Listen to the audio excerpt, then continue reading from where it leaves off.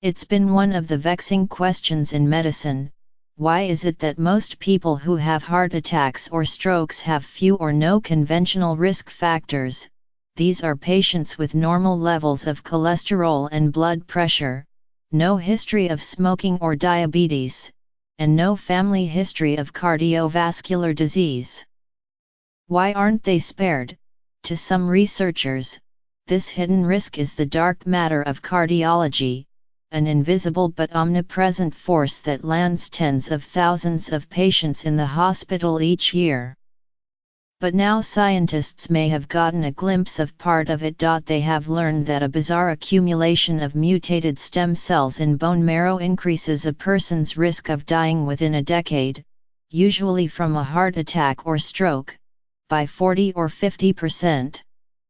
They named the condition with medical jargon, clonal hematopoiesis of indeterminate potential. CHIP has emerged as a risk for heart attack and stroke that is as powerful as high LDL or high blood pressure, but it acts independently of them.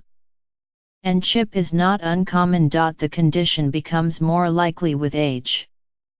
Up to 20% of people in their 60s have it, and perhaps 50% of those in their 80s. It is beginning to appear that there are only two types of people in the world, those that exhibit clonal hematopoiesis and those that are going to develop clonal hematopoiesis, said Kenneth Walsh, who directs the Hematovascular Biology Center at the University of Virginia School of Medicine. The growing evidence has taken heart researchers aback.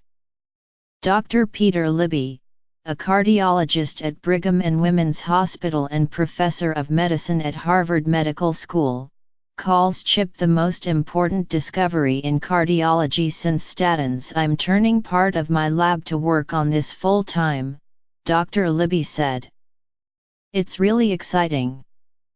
The mutations are acquired, not inherited, most likely by bad luck or exposure to toxins like cigarette smoke. But there is little that patients can do. Brian Gear, a project manager at a Boston company that analyzes healthcare data, was given genetic testing by doctors at Dana-Farber Cancer Institute because his mother had had a blood cancer that can be inherited. The diagnosis was CHIP, something he had never heard of. And because it dramatically increased his risk of heart disease, it was life-changing. It is almost like a PhD in letting go of control, said Mr. Gear, who said he was in his mid-30s. As much as you want to have a plan and a destiny, you also have this thing. It's scary and it's terrifying. I don't want to use the word time bomb, but that's how it feels, he added. CHIP was discovered independently by several groups of researchers who were not even investigating heart disease. Mostly, they were looking at the genes of patients who might develop leukemia or, in one research project, schizophrenia. The scientists searched databases from genetic studies involving tens of thousands of people whose DNA had been obtained from their white blood cells. To their great surprise, the teams converged on the same phenomenon. Unexpectedly large numbers of study participants had blood cells with mutations linked to leukemia, but they did not have the cancer. Instead, they had just one or two of the cluster of mutations. This clearly wasn't happening by chance, said Stephen McCarroll, a geneticist at the Broad Institute and Harvard Medical School. We knew we were onto something, but what were we onto? The investigators quickly guessed the broad outlines. White blood cells, the attack dogs of the immune system, arise from stem cells in the bone marrow. Every day, a few hundred such stem cells spew out blood cells that begin dividing rapidly into the 10 billion needed to replace those that have died. Sometimes, by chance, one of those marrow stem cells acquires a mutation, and the white blood cells it produces carry the same mutation. Some mutations are just markers of past events without any lasting consequence, said Dr. David Steensma, a blood cancer specialist at Harvard Medical School and Dana-Farber Cancer Institute. But others, especially those linked to leukemia, seem to give stem cells a new ability to accumulate in the marrow. The result is a sort of survival of the fittest, or fastest growing, stem cells in the marrow. Some mutations may alter the growth properties of the stem cell, said Dr. Steensma. Some may just make the stem cell better at surviving in certain less hospitable parts of the bone marrow where other stem cells can't thrive. The mutated stem cells outlast normal stem cells in the marrow, and their progeny, an increasing percentage of white blood cells, show up in the blood with mutations. Perhaps the most extreme example of how this can play out was reported in 2014, when researchers described a 115-year-old woman.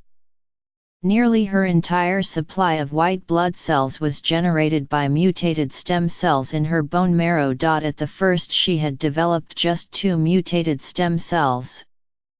But over time their progeny came to dominate her bone marrow.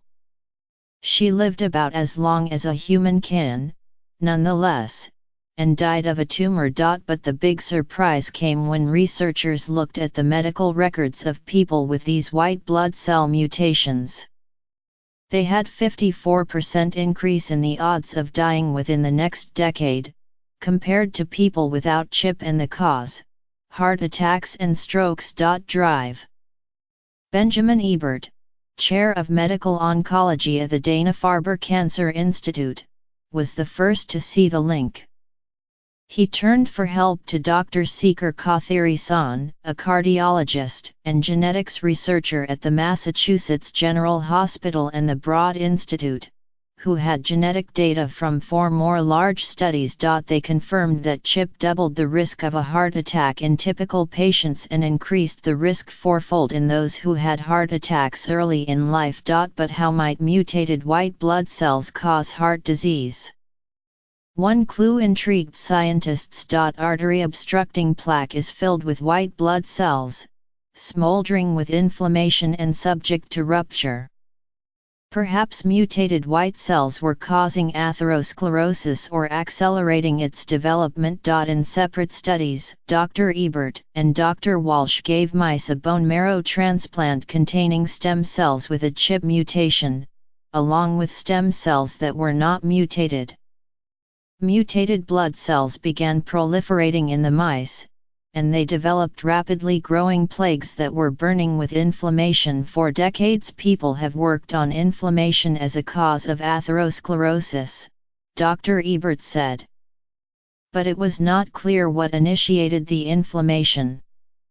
Now there is a possible explanation and, Dr. Ebert said, it raises the possibility that CHIP may be involved in other inflammatory diseases, like arthritis. For now, doctors advise against testing for CHIP, since there is nothing specific to be done to reduce the increased risks of cancer or heart disease that it confers. But, he said, if people really want to know if they have CHIP, they can get a blood test that costs a few $1,000s. If there is no particular reason for the test, insurance may not pay. Dr. Steensma said that if he had CHIP, he would make sure he did his best to control all of his heart disease risks, like cholesterol and blood pressure, and that he had a healthy diet and exercised.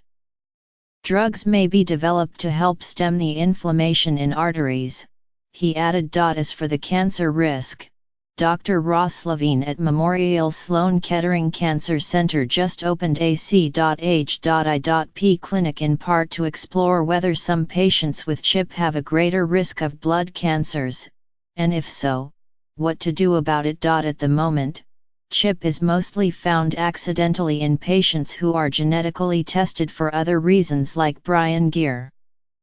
The diagnosis stunned him, but it also has brought into focus the important things in his life. There are things I love in life and people I love, he said. You try to live that life.